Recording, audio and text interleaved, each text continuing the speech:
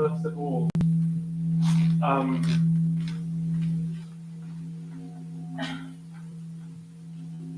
oops, wrong way. Okay, so I brought this along. I'm just going to show people who are here. This is by means of a way of explaining what we're doing today, which is we're going to be going side to side a lot today, like a snake. Why are we doing that, James? Well, basically because when we are developing the womb, and this is like Dart's idea of evolution following the development of us in the womb. When we're in the womb developing, there comes a point where there's this central column called the notochord, and either side of the notochord that develops somites. And you can see pictures of somites online, and the somites you can see them actually wriggling from side to side.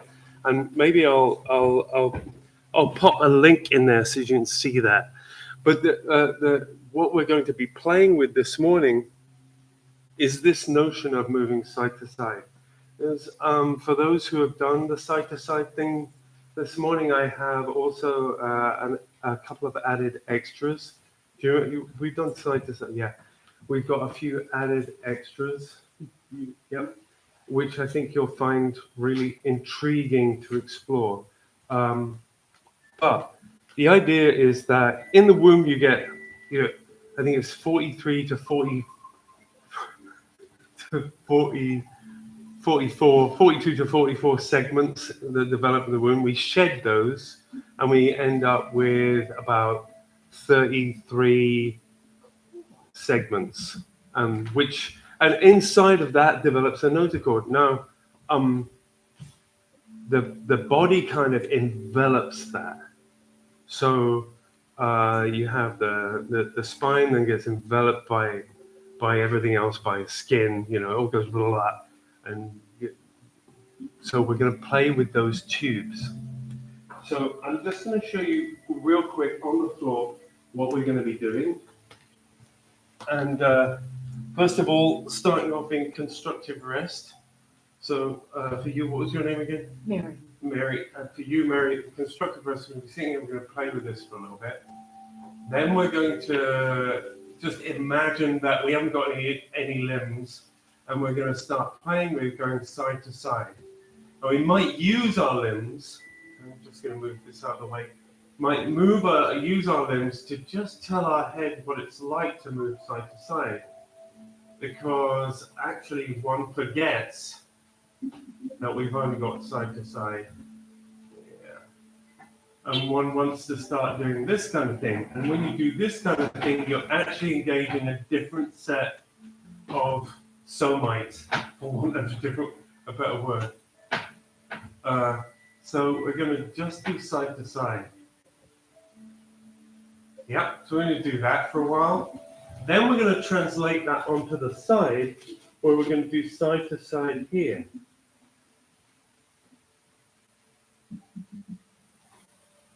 So you'll find that yeah, all right. So to exaggerate it, I'd be going like this. Yeah, not like this, which will be the want.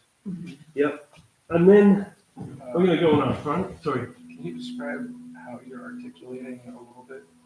Is it the same way that you were on your back, but you're doing it now perpendicular?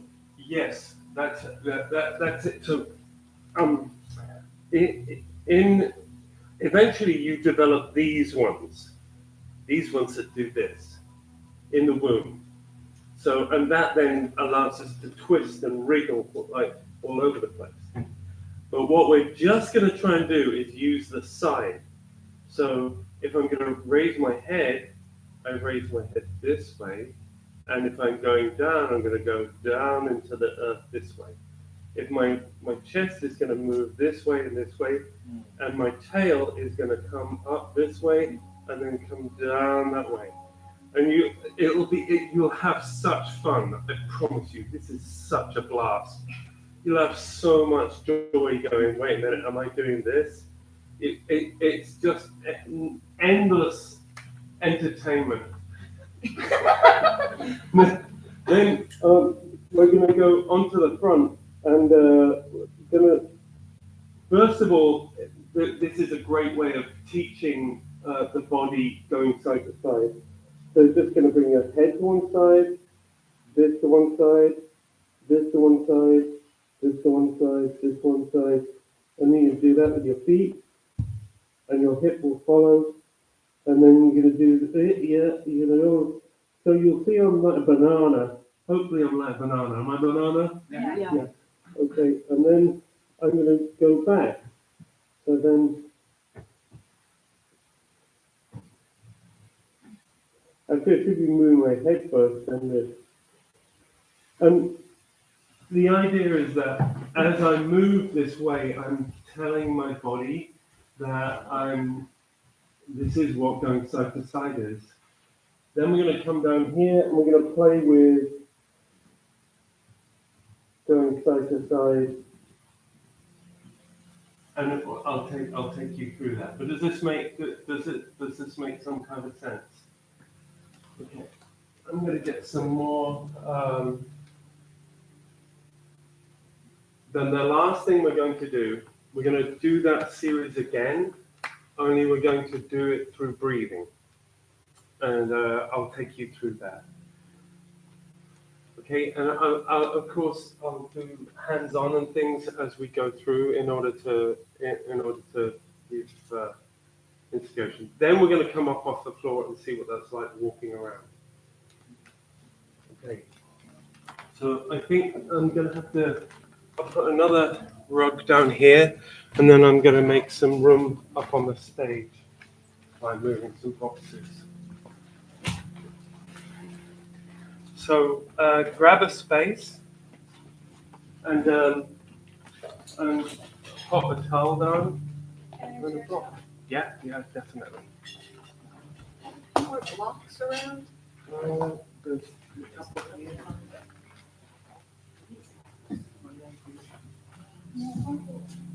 No, thank you.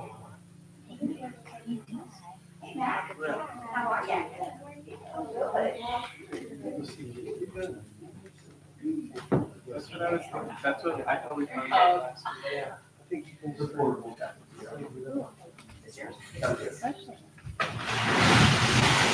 This should be here.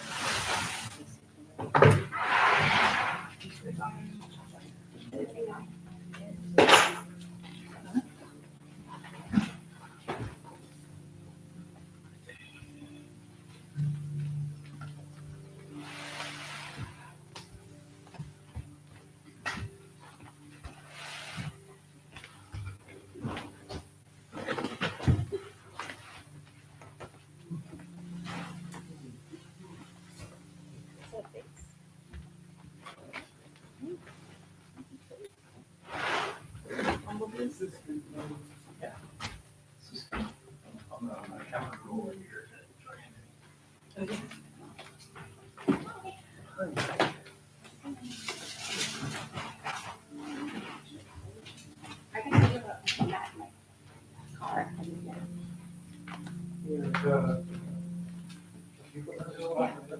Okay, it had a clock.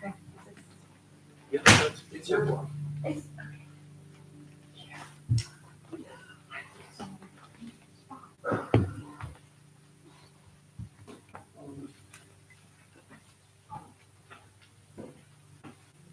Okay. Yeah, so pop into constructive rest, and that's just with your head on the block, and you'll feel your occiput just resting nicely on the block. If you haven't got a block, that's fine, as long as you have a relatively firm surface. And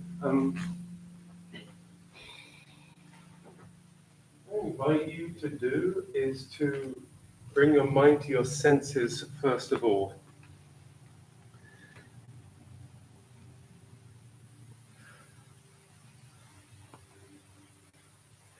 Really allowing yourself the luxury of feeling the floor underneath you.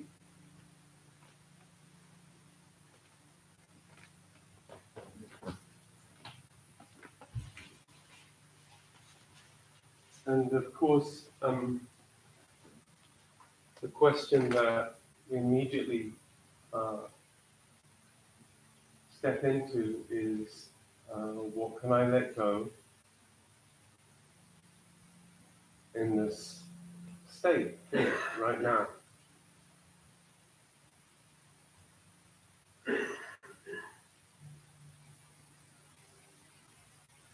Images of releasing, melting into the floor.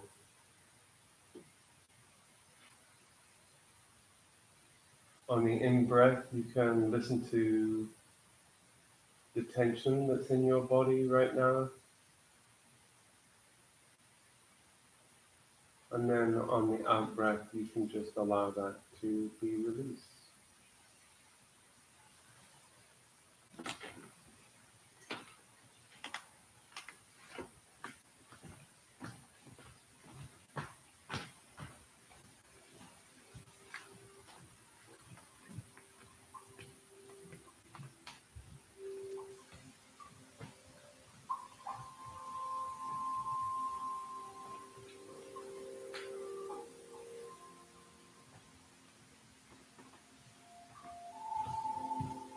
And there are specific points that you can listen to while you're lying there.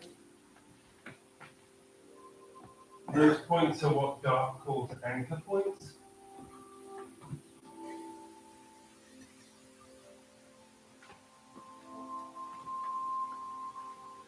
So the back of the head, the shoulder blades, the elbows, the 2 or 3 points of the pelvis, the 3 points on each foot.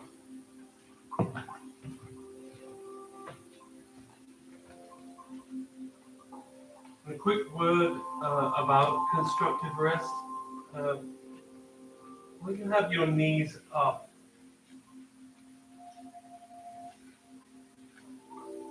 your feet are going to want to point in a particular direction. If they point, if your feet point outwards, your toes point outwards, then your knees will want to fall in. And if your if your feet turn outwards, your toes point outwards, your knees will want to fall away. If your feet turn in, then your knees will kind of feel like they want to go in towards each other. So you can experiment until you find a place where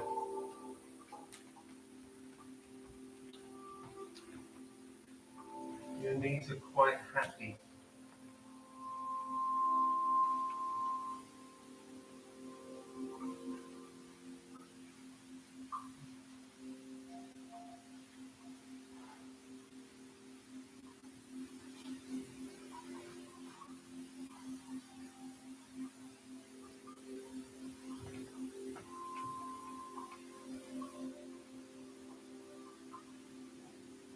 Continue to bring your mind to how you want to release into the floor. So tension, and this is going to be a fun and major part of the work today, is that, or should I say the unwork, you can roll in your mind's eye through what is suspended off the floor. Tension has a tendency to raise yourself against the floor. So if you find that there are particular parts that are raised up off the floor, give yourself permission to take an in-breath, to examine that tension, and then on the out-breath, you can let that melt away.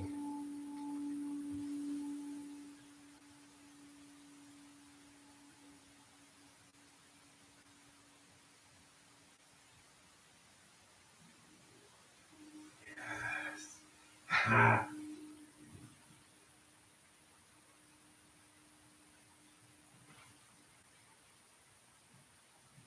Added to this,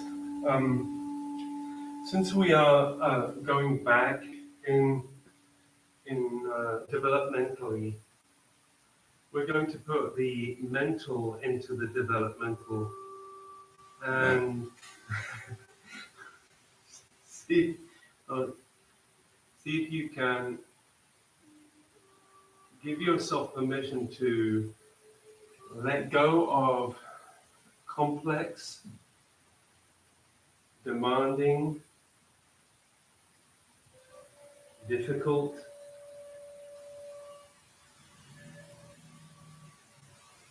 expectations, judgments, right, wrong. Am I doing this right? Am I doing it wrong? Am I right? Am I wrong? And come to that wonderful developmental state which has none of those things. Only breath, movement,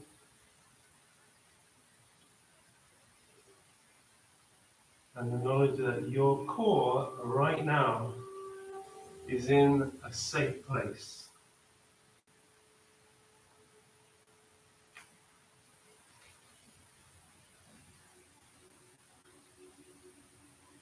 Your very center,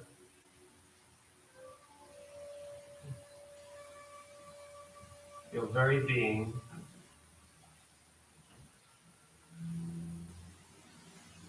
at this moment,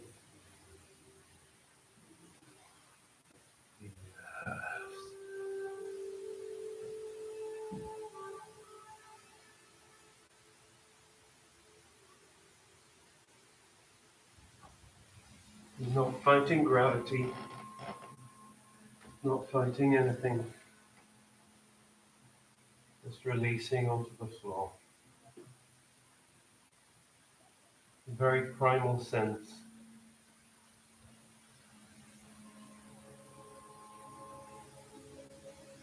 Meeting the safest part of our being, which is a relationship with gravity. Always there.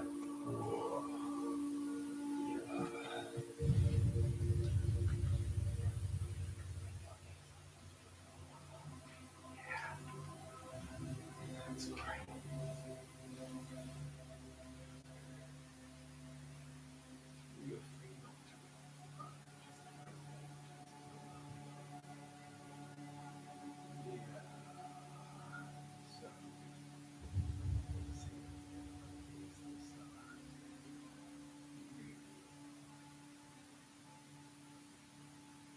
Nice. Great. What's that like?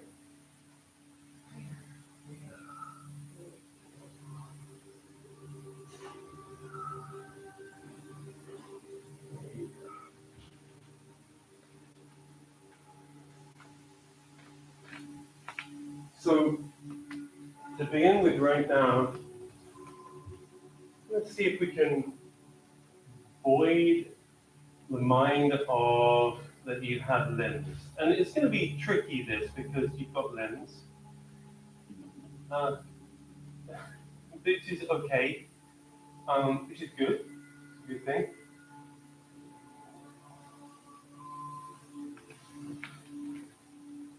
We're going to bring the mind's eye to the torso, and the top of the skull, as if you have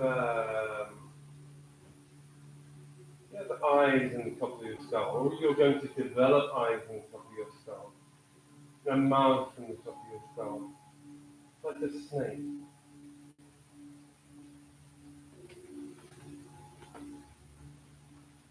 And you've got a tail.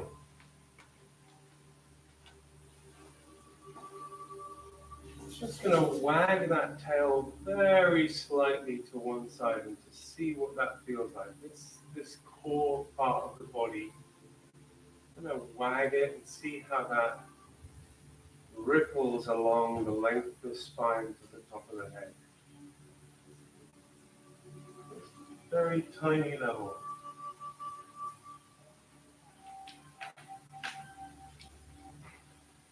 Just wagging your tail from side to side.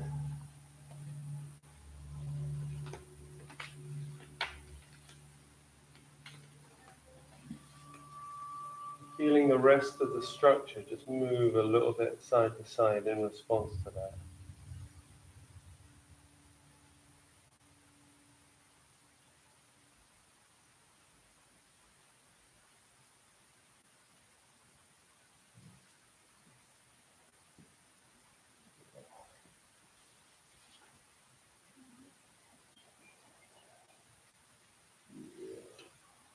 Yes.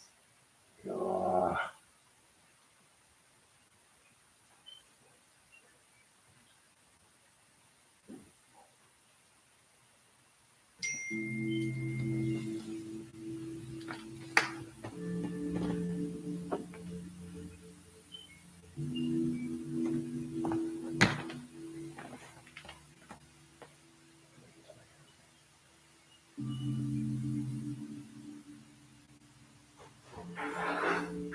So then you're going to drift your non-existent arms up to the top of your head. Just feel the top of your head and just remind it that it has got eyes.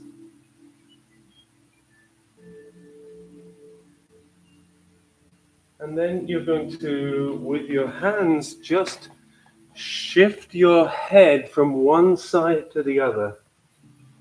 Just to give it the idea, oh, I can go this way, or I can go that way. I invite you to bring your head from side to side.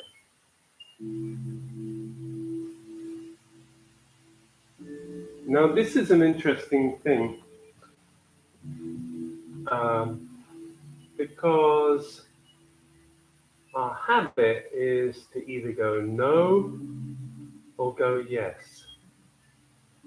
But in this case, we're just going to invite the top of the head to be maybe cocked to one side, and then maybe cocked to the other side. Yes.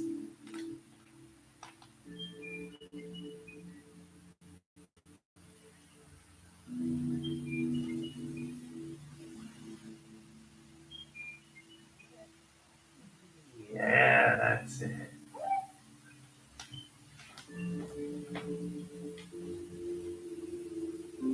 That's it. Fantastic.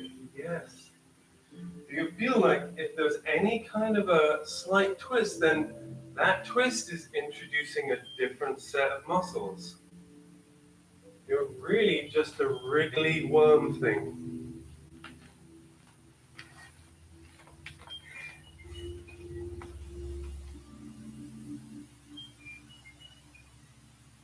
Yeah, that's it.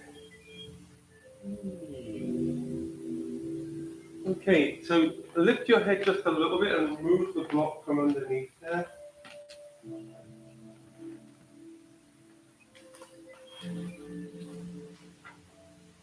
And continue with this idea of just moving the head from one side to the other, like as if you're drawing an arc with the back of your head on the floor.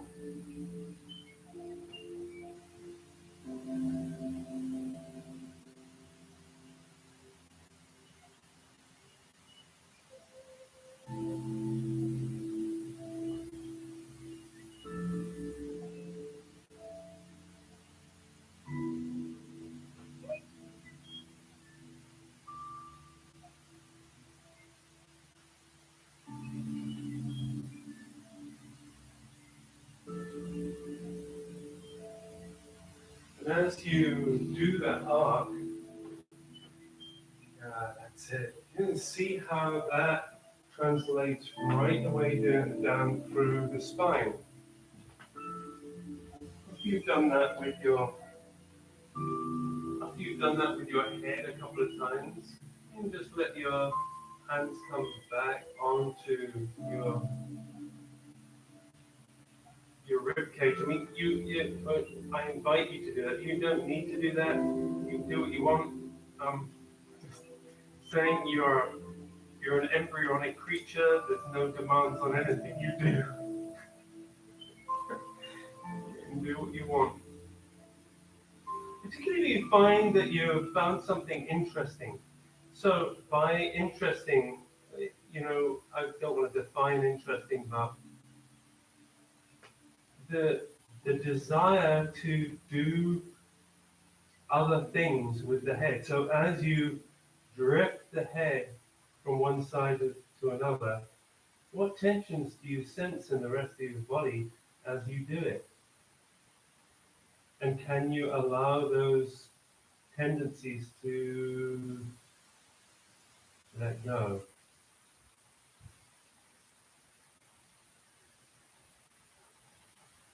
So this is the movement of the head.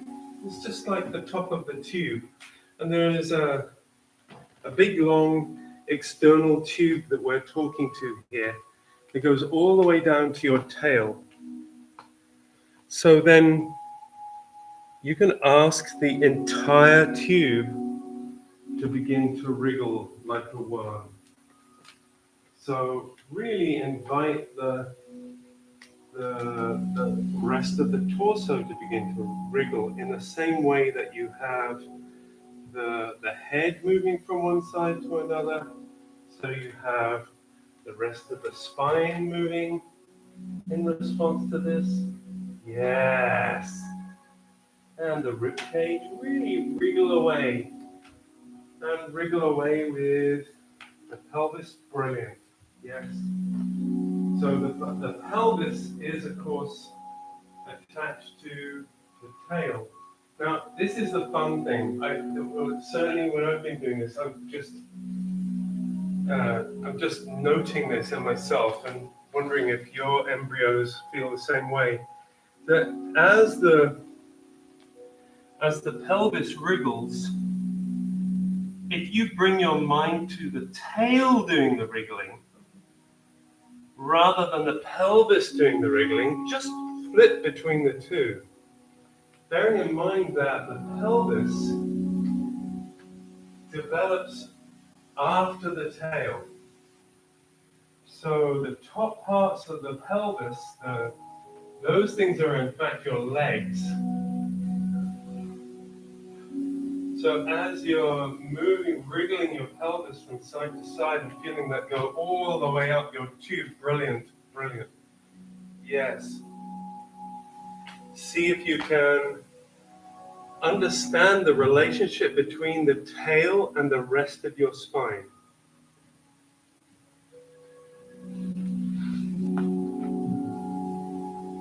And what you can release in the sacrum as a result of saying, okay, you're the tail, and butts and piriformis and all you guys, you can just go on holiday.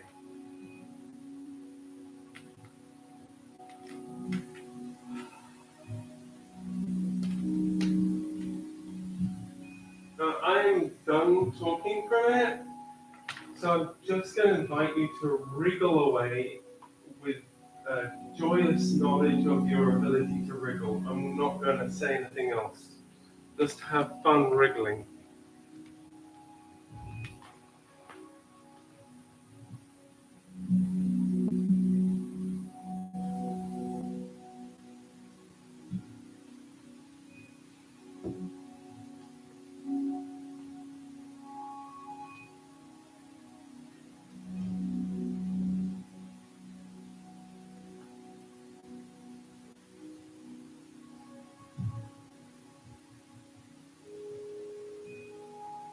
So as you're wriggling, just let your legs wriggle up, your non-existent legs wriggle out, so you're wriggling out with extended legs. Yeah, just let them.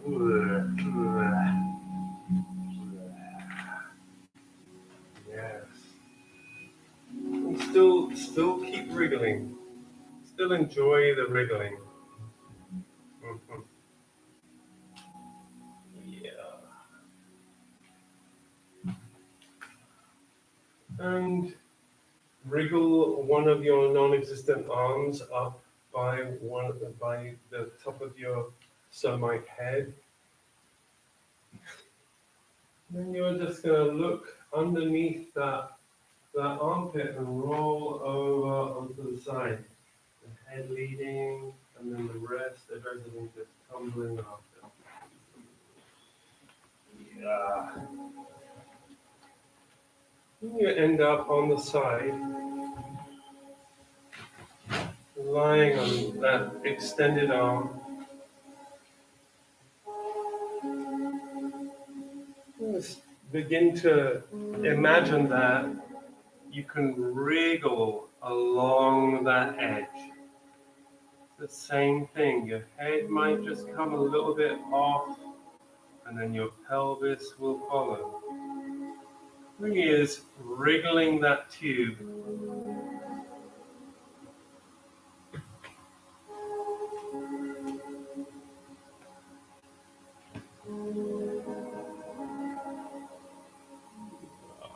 Great.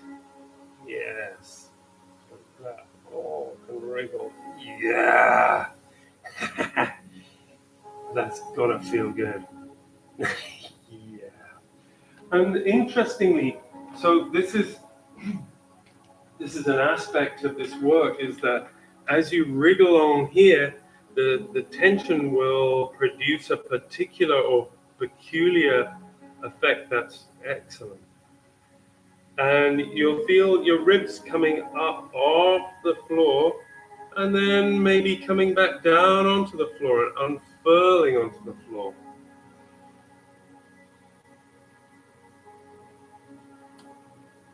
But as you do it, see it is a question of releasing to lengthen. That one is given to another.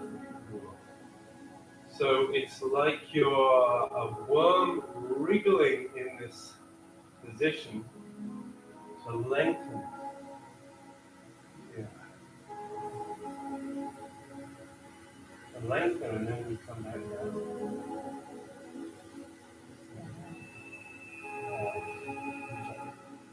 Turn it down a little.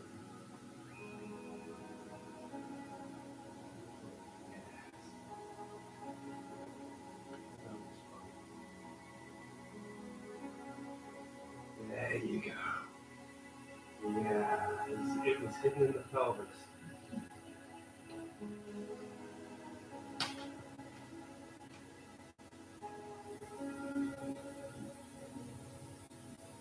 Yeah. Great. Nice listening.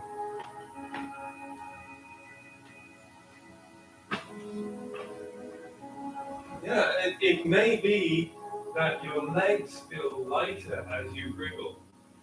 So it says something about the relationship between the tail and those growing appendages at the end of your spine.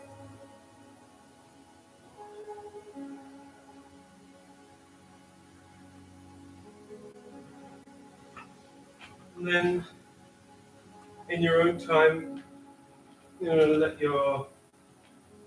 the top of your head, the top somite, begin to look all around the other side, and you're going to flop over onto the other side.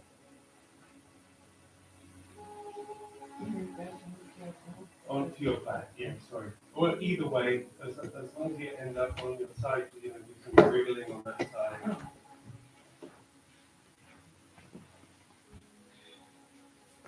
Yes, that's great.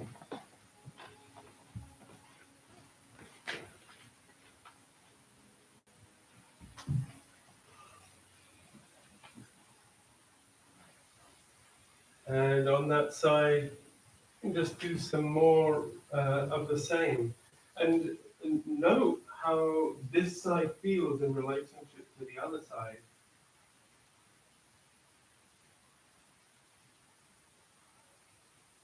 And by feeling, I'm going to say, yes, that's great.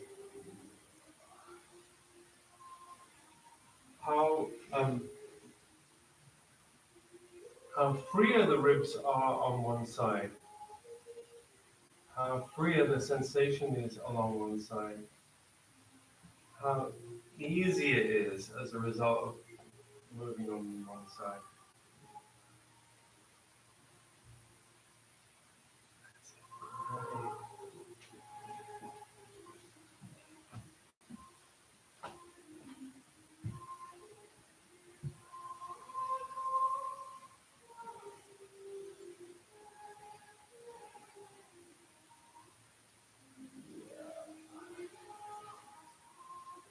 What unfurls as a result of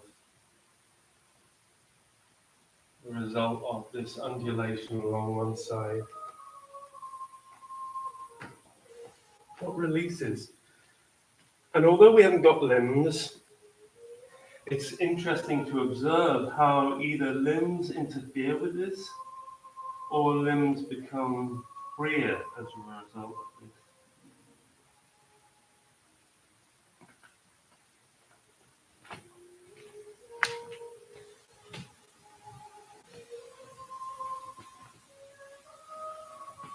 Okay, so now we are going to roll over onto our fronts.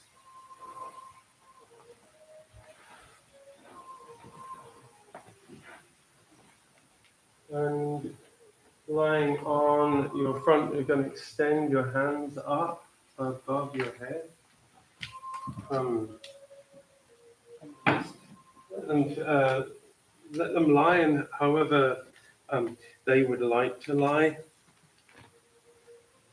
The forehead down, and just see if you can allow your forehead to be nice and happy there.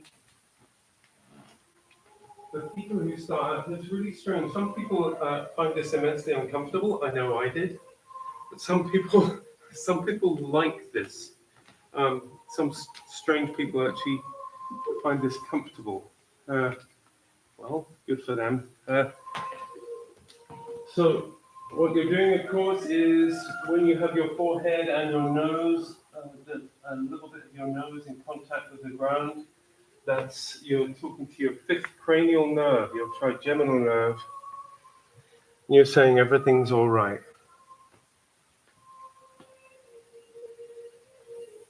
So I'm going to do some exploring side to side. First of all, to give you an idea of moving side to side whilst being face down. So just move your head a little bit to one side along that axis. Yes. And then you're going to just creep your fingers over to that direction, in the same direction. And then continue to, as a result of that, you may find some freedom. So then you move your head a little bit more. And creep your fingers over that side. And then you're going to creep your feet over the same side that your hands are on. And then invite your pelvis to come up to that. Now, this is a fun thing, is that as you creep your pelvis over the one side, or your head over to one side, you may feel that your rib cage wants to come off the floor, or your pelvis wants to come off the floor. So in this position, you can ask your body, before you do anything else, okay, what can I let go of? Have I gone too far so that comes off the floor? If I take myself back just a little bit, will my pelvis just sink back into the floor? Yes. Yes, beautiful.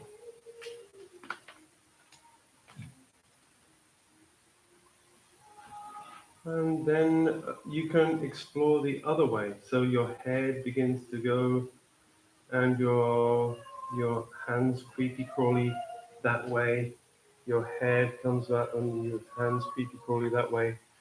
And then you can creepy crawl your feet over to that side so your pelvis follows.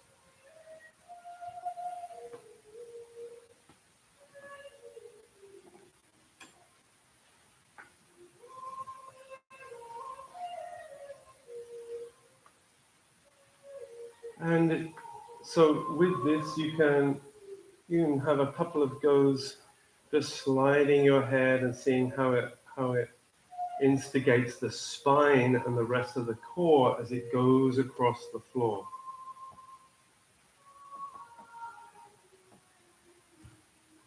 And when you move the pelvis as a result of the leg masses moving, see if you can come to terms or bring your mind back to the tail and what happens when you release in the tail.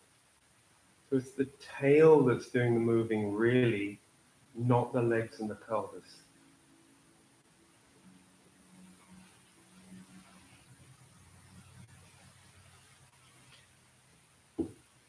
Okay, so when you come back to center, you're going to bring your hands by your ears either side.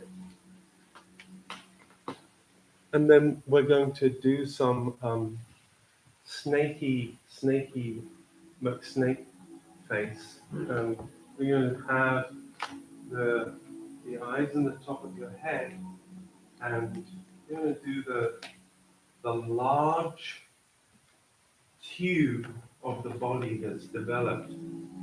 That is what is going to be snaking. So wriggling side to side with the large tube of your torso, wriggling from side to side.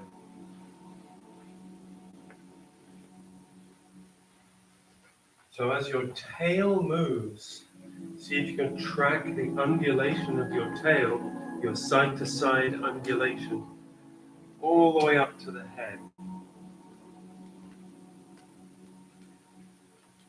Don't get me wrong, this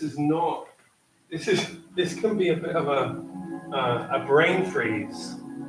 It really can. So just allow the primitive you to be wagging a tail from side to side.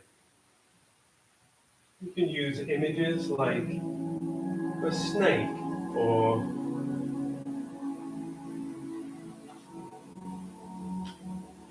a worm or a dog wagging its tail from side to side. Use those images to get the yes, great, to get that movement going all the way down the length of the spine.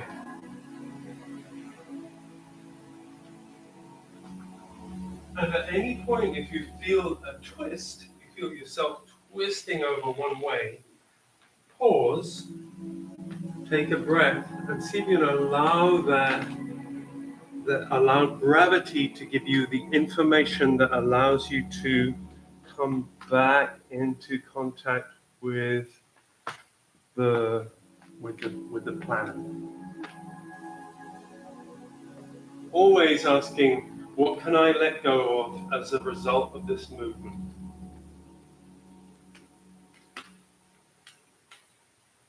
If you've done those larger movements, now I want to see if you can let yourself wriggle in this way, only with the inner tube. So if you can imagine your primitive notochord, you can imagine your somites just moving side to side, only in the spine, to see how internal you can make that movement.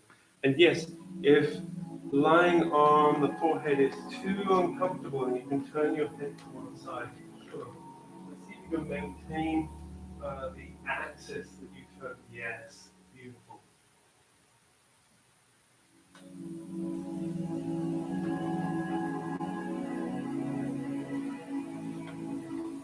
Really tiny movements. So it's just the spine. See if you can let go of the larger muscles doing the work. You know, really ask the intrinsic developing muscles, the early form of the muscles of the spine. They're going to be doing the work. So as you breathe, track what muscles are interfering or want to come and play, the grosser muscles. You can bring it right, that's it, beautiful. Yes. Really asking the supporting muscles now to do the tiny, yes. And if it helps, you can imagine that there is desire in this movement. So out of the top of the head, your eyes are looking for something, and so the spine, the tiny movements in the spine are in result for looking for food or looking for a playmate or looking for the way out of the womb. And that those tiny movements are in response to that. And the tail, of course, follows.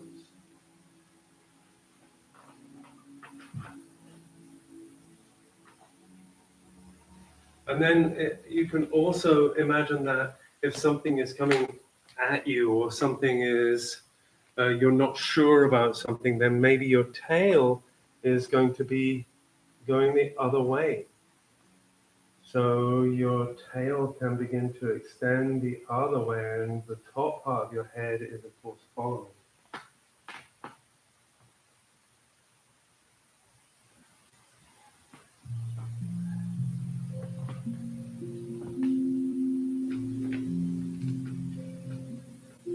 Experiment with the whole wriggle to see if you're just in tune with the joy of this newfound wriggling thing you've got going on.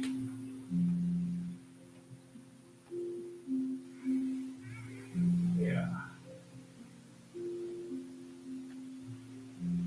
I'm going to bring you're going to look to one side, and you're going to find a way to wriggle your way back onto your back. Wriggling your way back onto your back.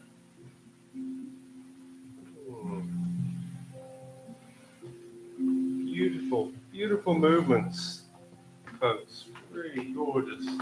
Yeah, that's it. Beautiful. So, you can just take a moment in constructive rest, or if you like with your legs extended, and just see how your body feels at the moment as a result of all that wriggling. And bring your mind back to your breathing.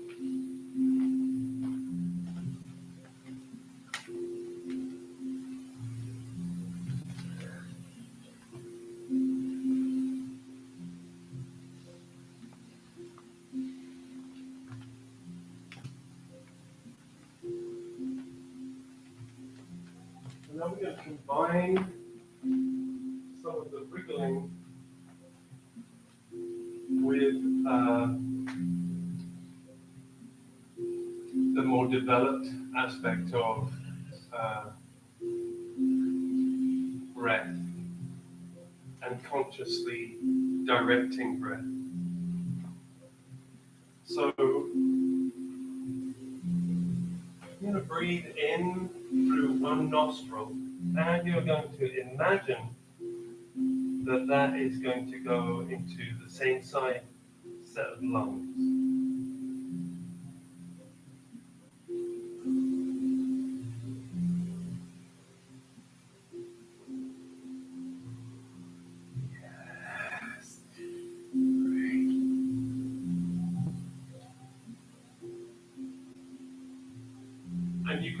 with either nostril. So once you've played with a nostril on the left-hand side, let's say, you can try and see how you can send breath down through the right-hand nostril into the right-hand set of lungs.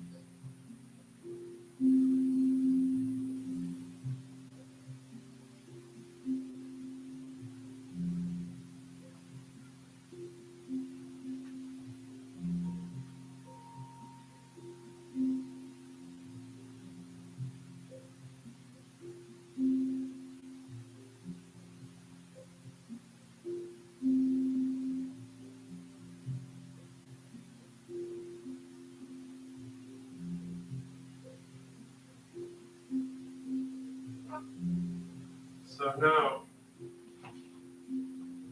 as you're lying here,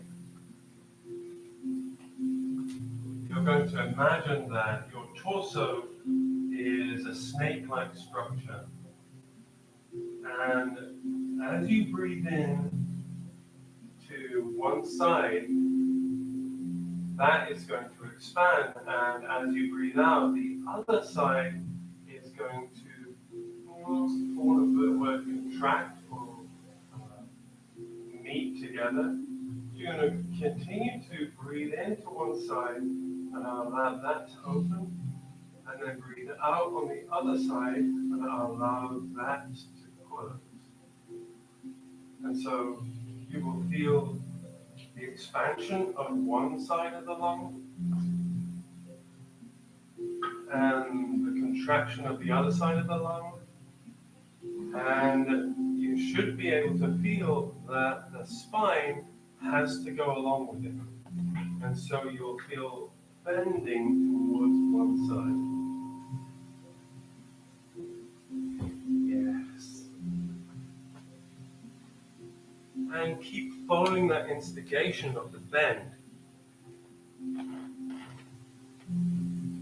Yeah. Yes. Yeah. And allow the torso and the head to keep following the expansion of one side and the contraction of the other with each breath. So you really are bringing about the snake-like movement through the expansion and contraction of the flock of ribs.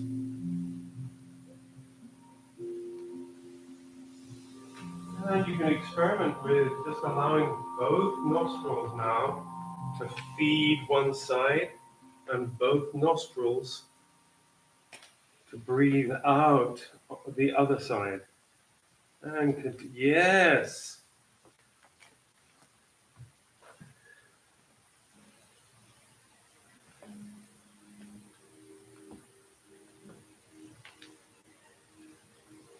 Wriggling through breathing.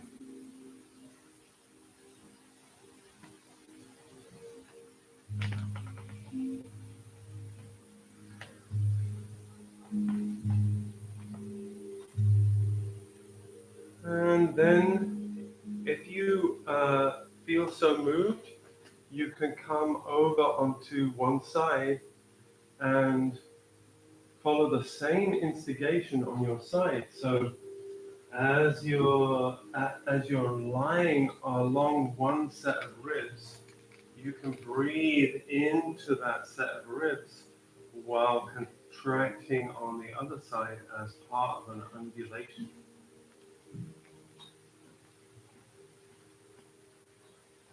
And the fun is to see how the breath raises or allows to fall the ribs and how the rib cage affects the spine as a result.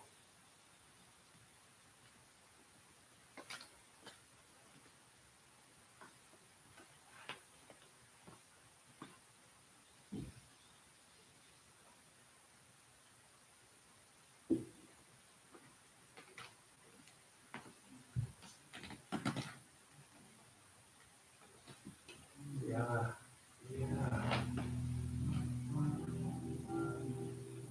So what I find really fascinating about this, I'm just sharing this for the sake of it, is that one has a tendency to differentiate all these bits, but look, your rib cage is affecting your spine, which is affecting your tail, which is affecting your legs, which is affecting your arms, is affecting the top of your head.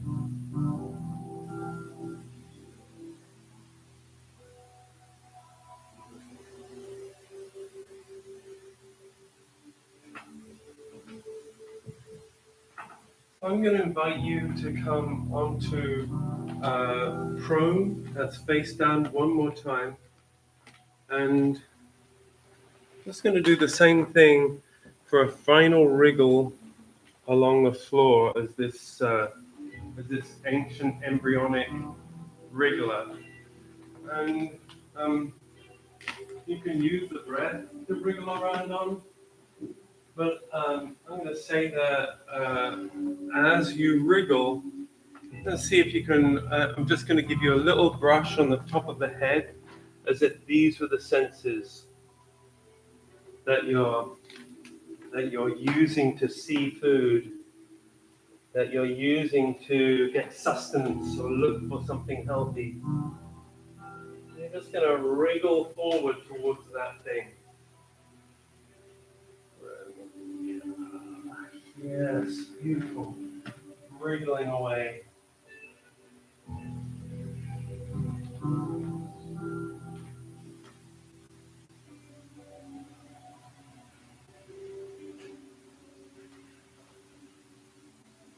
Really enjoying wriggling.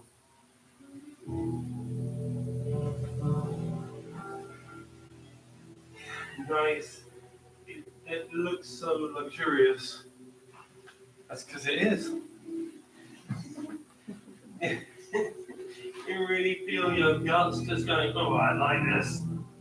I love this. Wriggling away. Mm.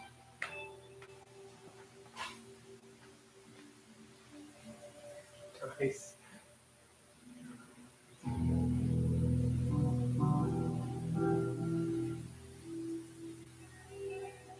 Oh.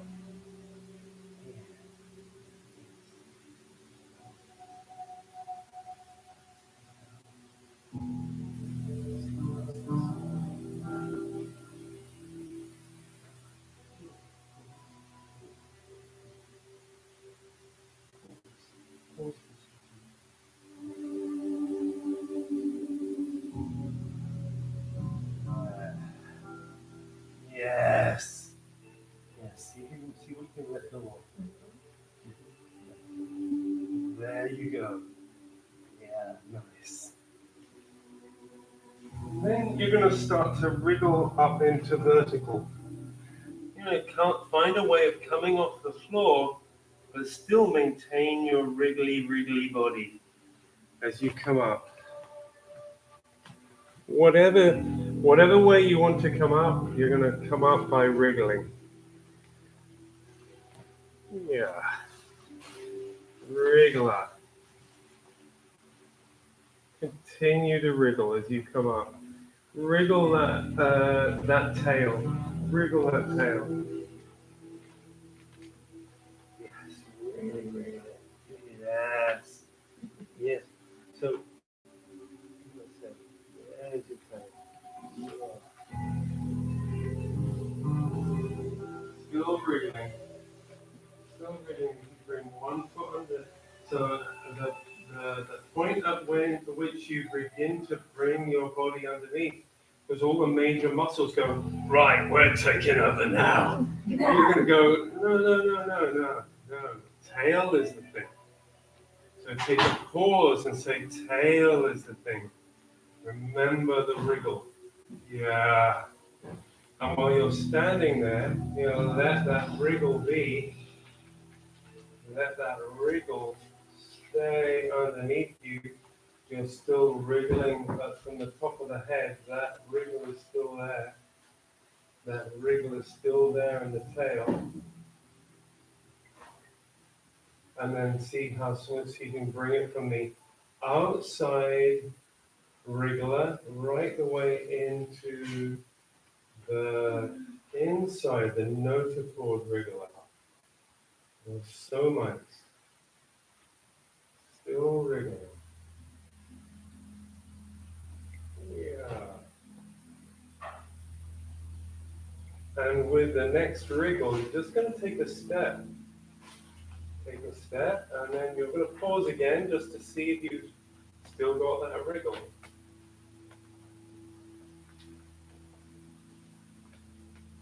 And then take another wriggle to take another step. Yes. Yeah. Yeah. And take another step, see if you've still got that wriggle. And when you feel like it, then take the whole wriggly structure for a little walk.